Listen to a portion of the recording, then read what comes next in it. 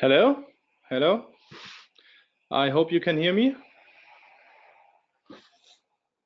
If I don't hear anything from anybody or no message, then I will assume that you can hear me all.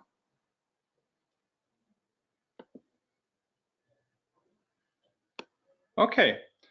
Hello and welcome everyone. Welcome to the first Fraunhofer IPMS webinar. We have decided to start this series of webinars to give you, as our audience, an opportunity to have a very deep look into what we as Fraunhofer IPMS offer in terms of technologies, in terms of development know-how, because we at Fraunhofer IPMS, we focus on bringing ideas to market. So if you want to collaborate with us, please feel free to contact us after this webinar or anytime later. Today, I have brought Marcel Krenkel with me. He is an expert on ultrasonic technologies, and he will introduce you to different working principles which we have here. We are running at Fraunhofer IPMS. He will give us some insights on how we bring our customers from a concept to the final product. And he also will showcase a few examples of what we have done so far in the past, what we've done already. And in case you have any question, feel free to use our chat function. So at the end of the presentation, we'll have time to go through your questions. And Marcel, whenever you're ready, please start your presentation. I hope everybody sees the slides. In case there's any technical issue, just let me know and we'll try to figure out. Marcel, your turn.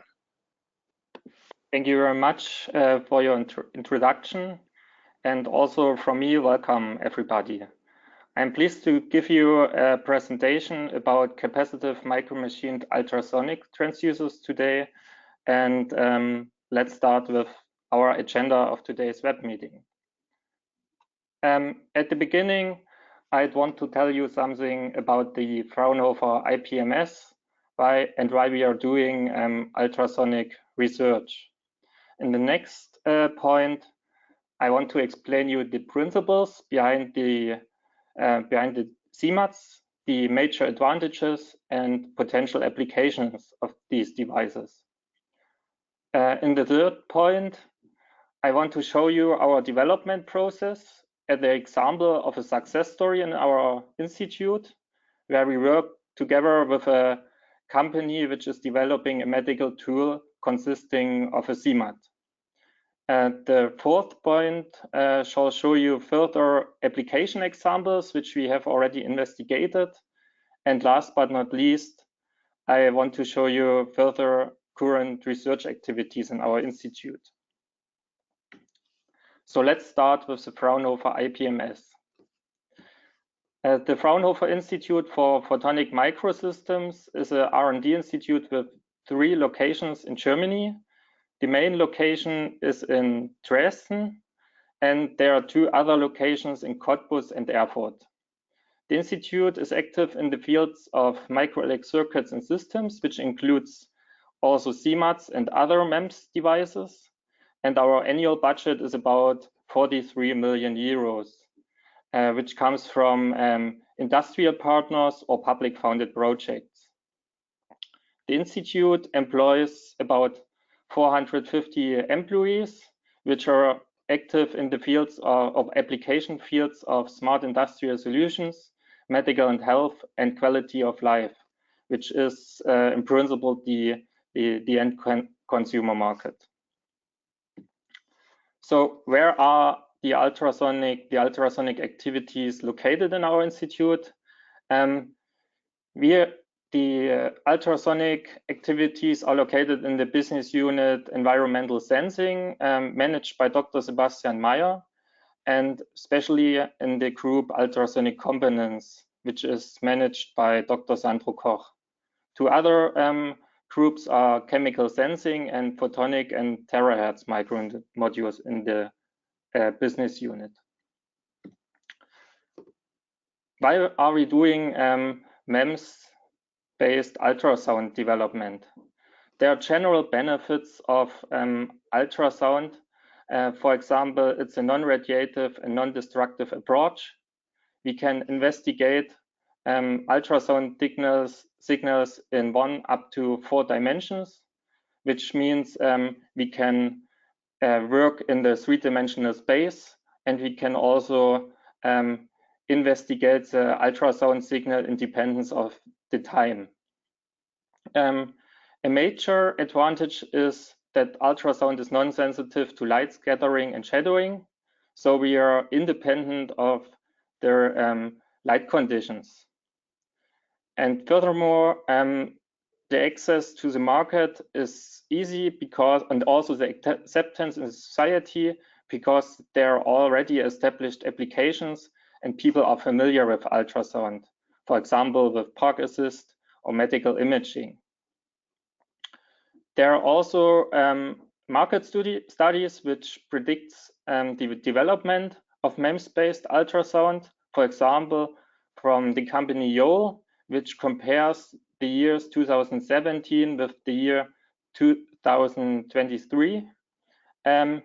There are several applications where conventional piezoceramic or bulk devices are already established, for example, in medical ultrasound, fingerprint sensing, or park assistant. And some applications will share its market to MEMS-based ultrasounds. For example, in medical ultrasound or fingerprint sensing, it's estimated that MEMS-based devices will get a market share of about 40%. Conversely, there are also markets like park assistance, where it's predicted that MEMS devices won't play a big role because the current devices fulfill the requirements satisfactorily. And nevertheless, there are also applications which are only driven by MEMS-based devices or only possible due to MEMS devices, like gesture recognition for consumer electronics. So there is a market for MEMS devices or MEMS-based ultrasound devices. So, and how does these devices work, and what are potential applications of these CMUTs? In our institute, we fabricate CMUTs based on a CMOS-compatible sacrificial layer technology. The device consists of a fixed electrode and a flexible electrode above a cavity which separates both electrodes and makes it possible that the flexible electrode can move. If a voltage is applied between these 2 electrodes, the flexible electrode will move and generates acoustic waves in the environment. Conversely, an incoming acoustic wave deflects the flexible plate, and a capacitance change can be detected as a signal for the incoming wave. As an example, you can see here a SEM image of a CMUT which was fabricated in our institute. You see the flexible electrode above the cavity, which enables the motion of the flexible electrode. We develop devices for liquids and gases, and the center frequencies are starting at 2 MHz for liquids and 1 MHz for gases. And the major advantage of these devices is their high fractional bandwidth, which is about 100% in liquids and about 20% in gases due to their good acoustic impedance matching. We are able to fabricate array devices, and typical voltages are about up to 100 volts. These devices fulfill also the current safety regulations like RoHS conformity. What are the major advantages of these devices? They can be miniaturized, which enables us to integrate them, especially in space-restricted devices. microtechnologies enables reproducible fabrication and also low-cost fabrication at a high volume. And due to the technology, circuits or CMOS circuits can be integrated in a single chip or single device, so that the device or sensor becomes easier to use for a customer. Because we can fabricate such a high number of devices in a single process, different sensor networks can be built from the sensors. We can also integrate wireless communication devices, which enables the communication of the different sensors. Like I already told you, it's possible to fabricate multi-channel arrays. That's especially an advantage compared to conventional piezoceramic devices, where the fabrication of array devices is especially expensive. And sensor and actuator can be in a single device, in a single die. There's one major disadvantage compared to piezoceramics, and that's the sound pressure, which is lower for CMUTs in comparison to the piezoceramic devices. But this can be compensated with a better or high sensitivity of the devices.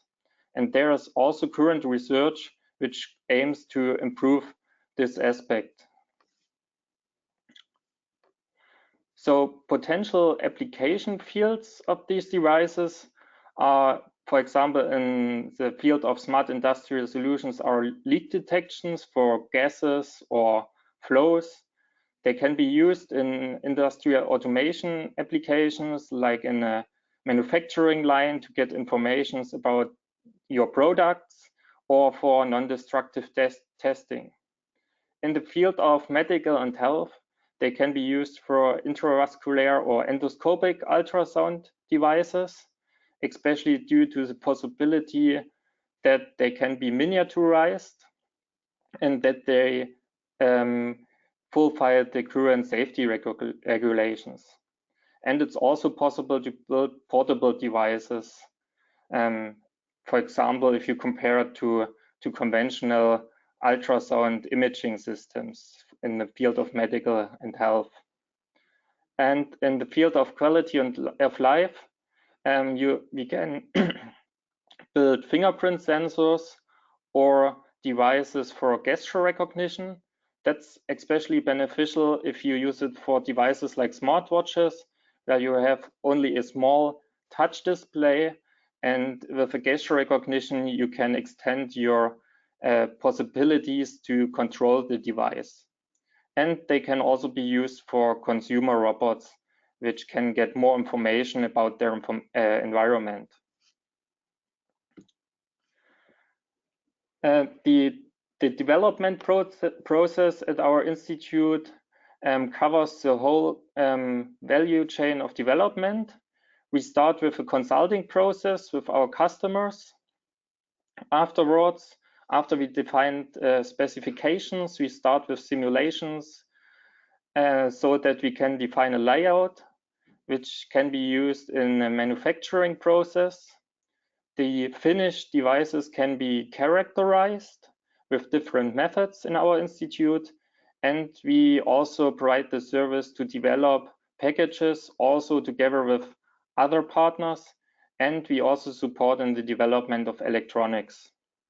And after the whole development process, we support our customers in a commercialization via a pilot fabrication. So now let me show you our development process at the example of a success story in our institute, where we work together with an American company, Autonexus Medical Technologies, which develops a medical tool. In the consulting process, we discuss the idea, the application idea of our customer. It was to detect otitis media or middle ear infections accurately, and they use ultrasound or transmit ultrasound inside of the ear. The ultrasound is reflected, and they can get informations from the ultrasound signal about the disease. And the whole device shall help clinicians to accurately assess the disease of people. Afterwards, we talked about specifications. What does our sensor have to fulfill? And then we talked about the feasibility. Is it possible that we can achieve these specifications? And the whole process, or the whole specifications, are also optimization topics. So during projects, we always try to optimize these specifications after we get more information about our devices. Then we start with the simulation process. Our simulations in general consists of 3 stages: a component design, a system design, and the acoustic design. The component design simulates a single oscillating plate of a CMUT. We can do it with finite element methods or analytical calculations, so that we can derive parameters which we can use in a system model, for example, an equivalent circuit modeling. And we also do acoustic simulations to get information about the radiation pattern of our devices. All stages are connected, and if there are some mismatches between some specifications, we go back to some stages and optimize the whole system. We can get information about our resonance frequency, the bandwidth of the device, operation voltages like the pull-in voltage, or sensitivities. In connection with the simulations, we define a layout. We define how does our single oscillating plate has to look. Does it have to be a circular plate or a rectangular plate? And how do we arrange these plates how does the pattern look in which we arrange the single oscillating plates? We can define single channel chips or devices with multiple channels. Out of this design definition, we can fabricate masks which we use in our manufacturing processes. We have a 200 millimeter MEMS clean room where we do R&D projects up to low volume pilot fabrication, where we support our customers during their commercialization. As an example of such a fabricated CMUT, you can see here a single channel CMUT device. After the finished manufacturing, the devices have to be characterized. We have to find out if the devices fulfill the specifications. Therefore, we have different methods which we can use at wafer level or chip level. For example, electrical characterization methods, optical characterization methods to get information about the motion of the plates, or also acoustic setups. For example, in liquids, we can do measurements with hydrophones, or in gases, we have a special microphone, an optical microphone from the company Xarion.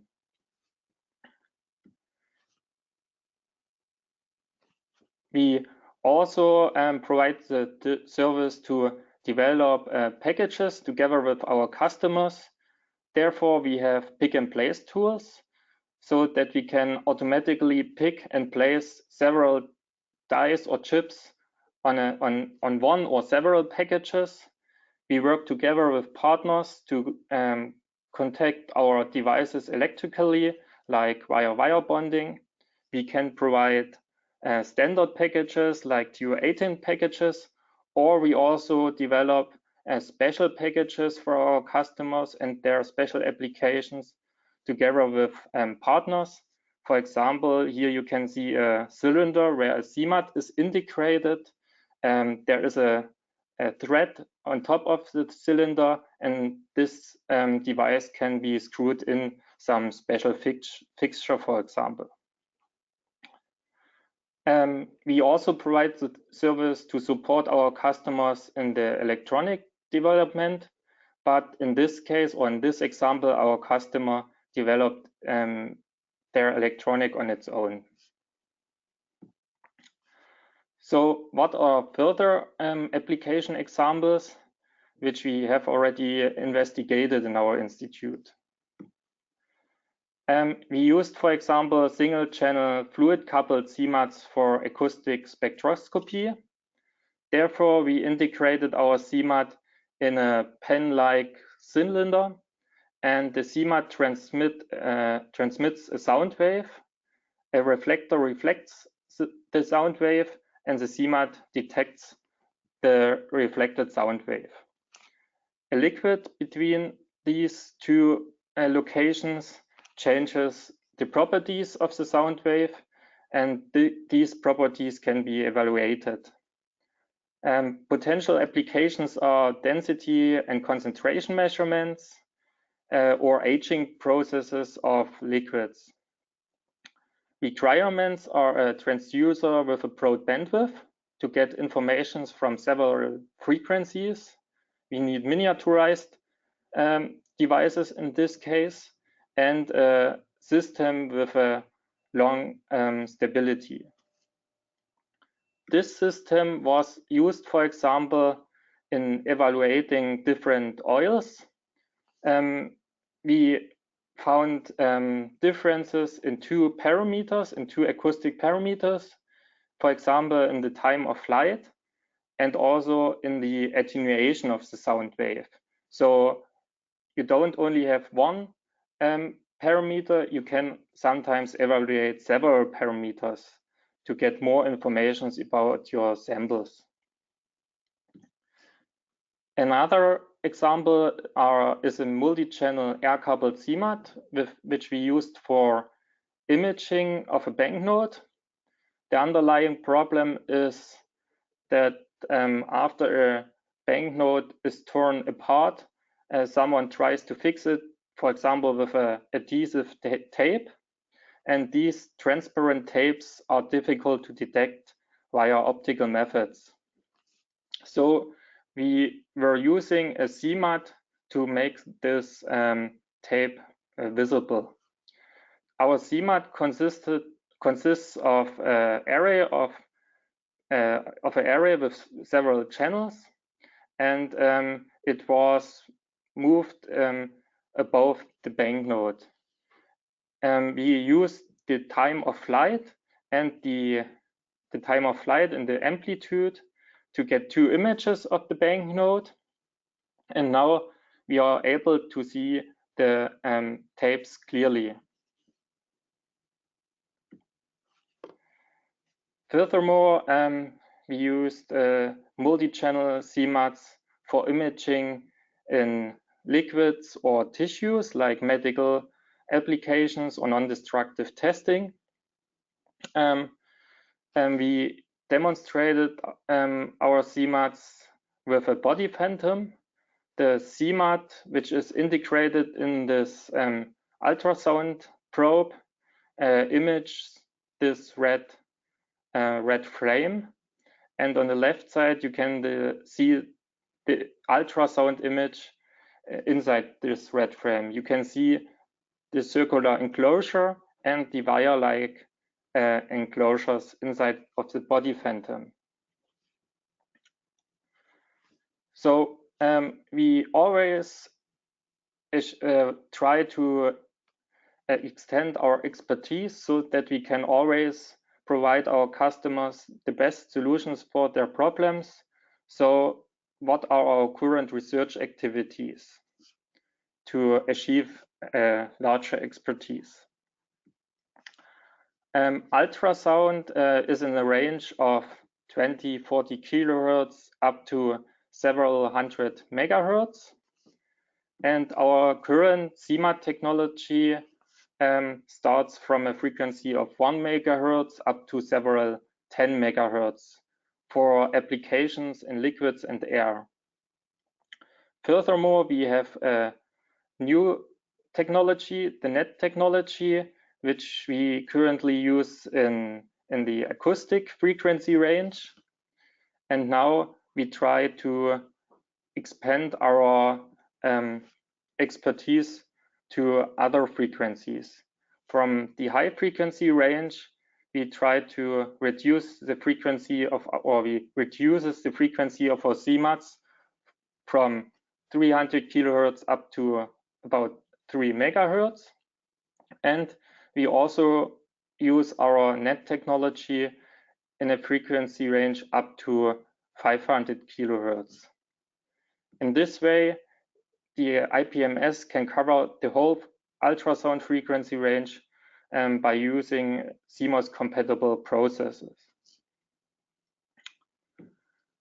So how does this NET technology works? It's also a CMOS compatible bulk technology. It consists of a deflectable beam, which consists of 2 electrodes. And if an voltage is applied between these 2 electrodes, the beam deflects, and we can arrange several beams in an array inside of a cavity. And on top of this cavity, we place a roof wafer with channels inside. And if these NET beams actuate, they press the air out of the cavity, which can be detected as acoustic wave. I already told you that the frequency range is from 20 kilohertz up to 500 kilohertz. It's also possible to fabricate area structures, and the typical voltages are up to 48 volts.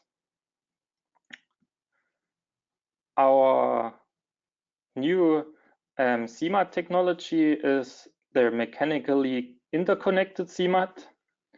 It's also a CMOS compatible sacrificial release technology. And I want to show you a short video which illustrates the principle of this device. It consists of roof structures which excite acoustic waves.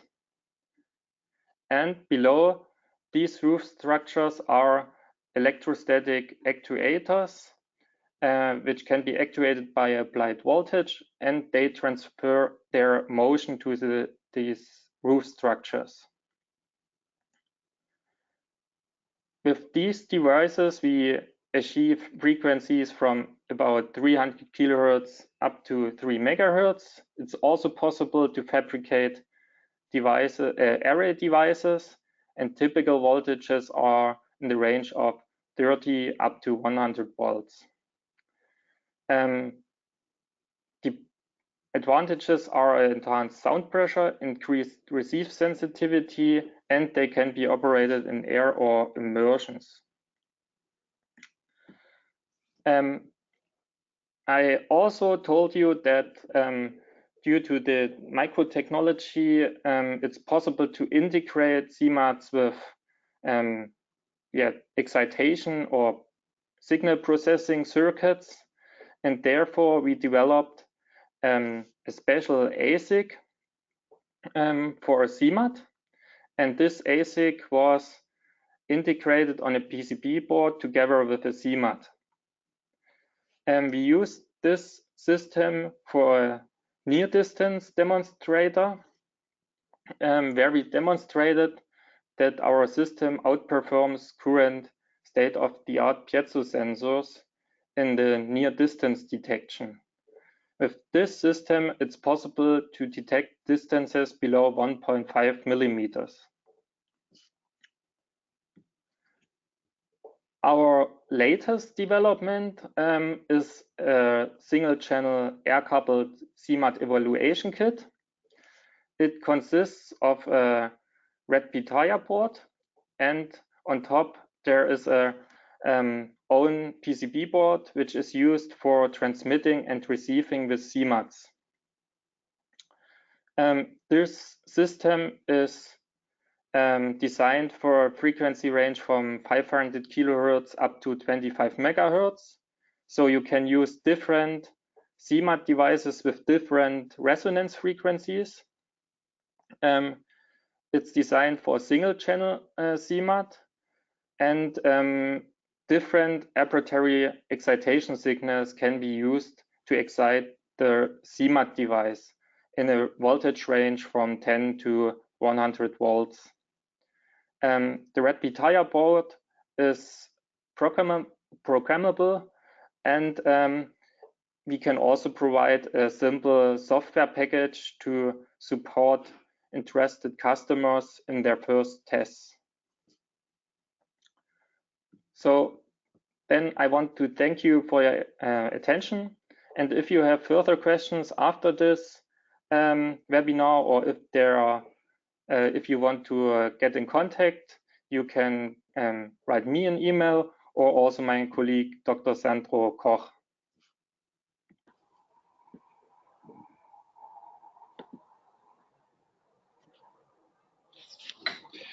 Thank you, Marcel. Thank you very much for sharing all your insights. Thanks also everyone for participating, for listening. Hope you enjoyed our first webinar, and maybe you've learned something even. As mentioned, Fraunhofer IPMS has now started a series of webinars. So in September, we'll give you a heads up on our development activities in the area of IoT components. In this session, Konrad Seidel will explain you how memory and transistors can come very close to each other. So it's about integrating memory into transistors. Thanks again, everybody. Please use the opportunity to give us feedback right after the session. We would like to improve. We would be very happy to hear from you. And if there are, I see some questions, I will just have a look in the toolbox of the questions, and then we can give some questions to you, Marcel. Yes. I'm just checking here. Christian Brettauer has a question. Why do you think that Jole did not see a future for CMUT, but only for PMUT? Marcel, question for you. I think it's, as I know, Jole also see a future for CMUTs. Their study showed that current CMUT developments goes more in the direction for applications like medical and health. Especially, I think they think that CMUTs are beneficial technology, especially for applications in liquids or tissues. And in comparison, I think they estimate that PMUTs will be more in the field of air applications or gas applications. Mm-hmm. But in our case, meaning CMUT has a certain type of area for application, and PMUT has a slightly different set of applications. Yeah. Okay, thank you. We have further questions, so I will get the next one from Christopher Beers. System stability was mentioned as a major requirement. What lifetime characteristics have you measured in your various designs or applications? Currently, we have devices which has been in operation over a year, and we haven't seen some significant changes in the parameters of our devices currently. Mm-hmm. Yeah, here's the second question from Dominic Gross. Could you give us a few words about reliability? I think this goes in the same direction. You want to add something? I think especially in the case of MEMS devices, due to the low defect number in these devices. I think the devices can be very reliable, but they have to adapt it to the specific applications. Thank you. Earlier in your presentation, a question from Ben Greenlay. Earlier in your presentation, you had a graphic comparing robustness of CMUTs versus other sensor technology. Why is the robustness of CMUT so low? And are you working on improving it? So I think this is quite an interesting topic, reliability, stability. Yes, yeah, I see. We are working on ideas or topics to package our devices more safely, that they can be used longer and more robust. I think that's the main research we do to improve the robustness. Packaging. Okay. Then I have two more questions. Have you noticed any dielectric charging effect on your devices? Question from Caroline Cotier. Yeah, that there are sometimes effects, but yeah, we have we have solutions for this topic. So currently it's not an issue. You want to specify the solution? Is there keyword or? Yeah, there are different options which are possible, like optimization of the material or structuring of the material. There are different options. Okay. Then I have a further question from Christian Brettauer. Did I understand correctly that the evaluation kit can be used to test also other CMUTs, not only Fraunhofer IPMS CMUTs? And if so, what are the requirements in terms of minimum capacity of such a CMUT? The evaluation kit is in principle designed for our CMUTs. Okay. We haven't tested it for other devices, but it's designed for a larger frequency range, like I told you, from 500 kilohertz up to 25 megahertz, so that it can be used with different devices. But we have only tested it with our devices. So if you buy it and want to test it with other devices, yeah, you have to see what can be done. Or maybe the question a little bit different. Would you be able to offer something like a service where you can test CMUTs from other companies or institutes? Yes, we would also provide services for testing, for example, also with our electronics, but also with characterization methods, which we have in our institute. Yeah.